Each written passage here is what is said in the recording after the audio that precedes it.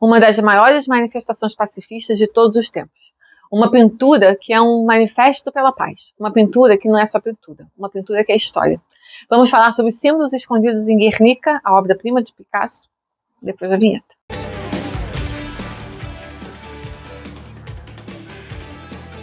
Oi, sou eu, Amanda, aqui de novo no Arte para você, e vamos falar hoje sobre Guernica, a obra-prima de Picasso. É difícil falar sobre a obra-prima de Picasso, porque, né, poderíamos listar algumas, mas Guernica tem o seu lugar, assim, num panteão, não apenas das obras-primas do Picasso, mas das grandes obras-primas da história da arte ocidental, sei lá, da Grécia, se a gente quiser montar uma linearidade assim, porque é realmente não apenas a obra em si, mas o simbolismo, a história dela e a importância simbólica e imaterial que Guernica tem, né, possuiu. Guernica foi encomendada ao Picasso no ano de 1937 para uma exposição que teria em Paris, a Paris Expo. Na verdade, não foi exatamente Guernica.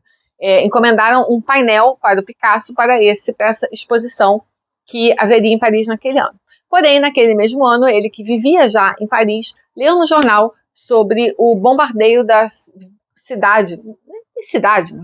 vila, aldeia, no País Basco, chamada Guernica, daí o nome, que foi bombardeada durante a Guerra Civil Espanhola pelas forças fascistas do general Franco, que era apoiado por Hitler e por Benito Mussolini.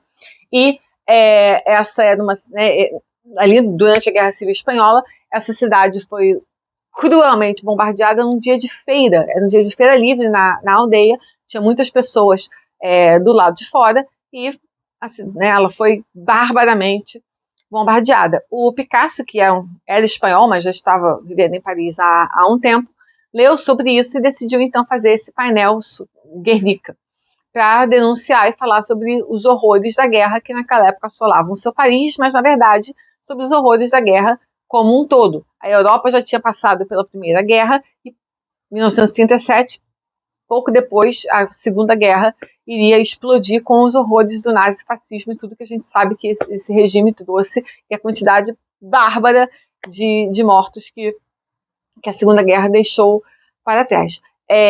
Inclusive, a própria Espanha, né, mergulharia em um período muito longo de ditadura. Então, ele fez Guernica e é aquele painel imenso, muito, muito, muito, muito, muito grande. E muito caótico. A ideia dele é quando a gente olhasse para o Guernica, a gente sentisse primeiro a gente se sentisse oprimido, como se a gente se sentiria no bombardeio, né? Que forma alguém pode se sentir no bombardeio? E a gente sentisse aquele caos. A gente olha, ela é toda meio desconjuntada, ela é toda meio bagunçada, as coisas são meio largadas, mas é para ser assim, porque ele queria que a gente sentisse o caos, o desespero, a sensação de fim de mundo, de desorientação que acomete as pessoas que estão num bombardeio. Eu imagino que uma pessoa que nunca passou por isso não consiga sequer imaginar o que pode ser uma experiência dessa. Ele queria fazer com que a gente chegasse o mais próximo possível disso sem ter passado por mas ele queria evocar na gente a sensação de estar passando por uma experiência tão absolutamente horripilante quanto essa. Inclusive, daí ela ser toda preto e branco.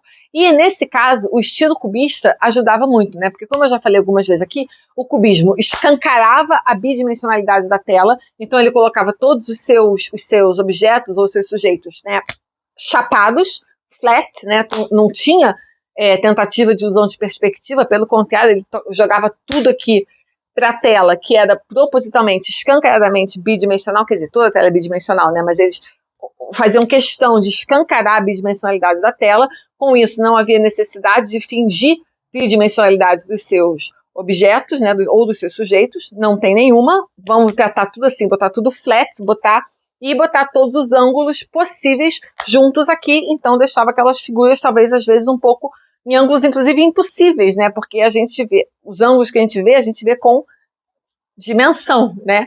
Com dimensionalidade. Se você jogasse tudo assim para frente, colocasse tudo flat, chato, a gente veria ângulos que a gente não vê, né? Quando você tem tridimensionalidade e todos os ângulos possíveis, né, colocados em uma única perspectiva, né, aquela coisa que eles faziam de olhar o objeto, todos os ângulos possíveis e colocar todos eles ali, né, como se fosse uma coisa lisa. Para o Guernica isso funcionou muito bem porque traz ainda mais essa sensação de estranhamento, né, a gente olha e demora a você entender, você tem que juntar os pedaços, como se a gente estivesse juntando os pedaços de, né, os restos de um bombardeio. Então, o estranhamento da perspectiva do cubismo ajuda a causar esse estranhamento.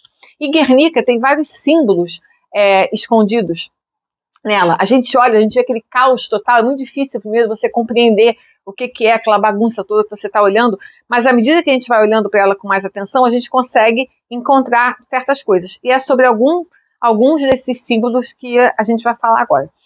Uma das primeiras coisas que a gente consegue notar é um touro, que é muito claro que significa o povo da Espanha ali sendo massacrado, né? O povo da Espanha sendo oprimido, sendo bombardeado pelas forças fascistas que estavam chegando.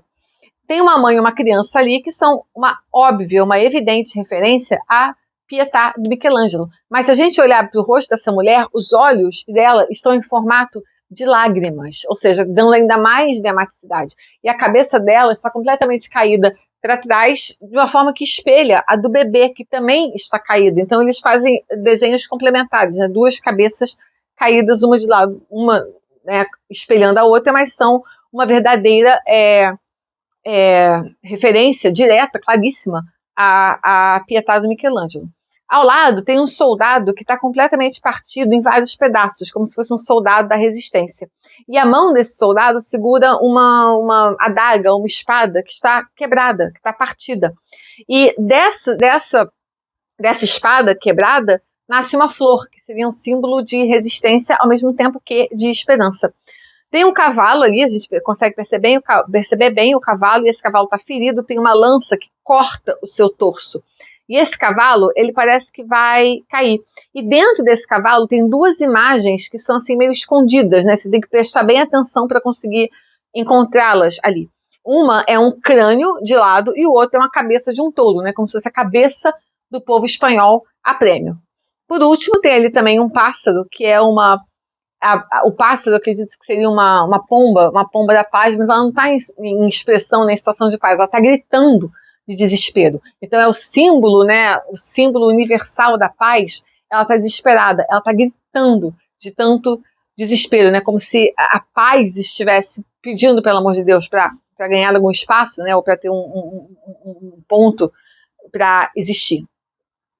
Nós temos também aqui uma lâmpada, tem uma lâmpada bem em cima. E essa lâmpada pode simbolizar o avanço tecnológico que permitiu o bombardeio de Guernica, porque é preciso muita tecnologia para formar bombas assim, e bombas essas que permitiram um assassinato em massa. Lembrando que bomba em espanhol é bambia. A palavra em espanhol, bambia, que é muito similar a bomba, né? Então, la bambia e bomba são muito parecidos.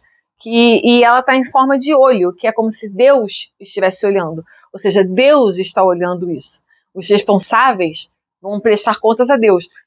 Deus está vendo e o mundo também estava vendo. Então, assim, né, isso não vai ficar assim porque isso está sendo visto. Não pensem que isso vai passar incólume, porque o mundo está vendo, Deus está vendo. Em algum lugar, alguma hora, a conta disso vai chegar. Isso não vai ficar assim.